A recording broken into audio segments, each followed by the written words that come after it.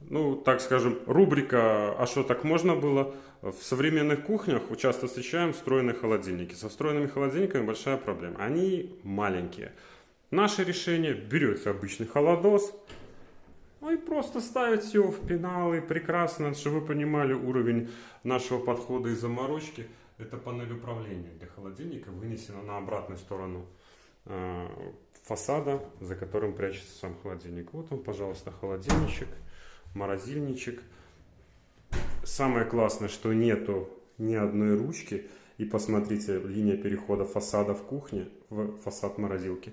Я считаю, вот за это мы очень сильно боролись. Я считаю, что это очень важный элемент на этой кухне.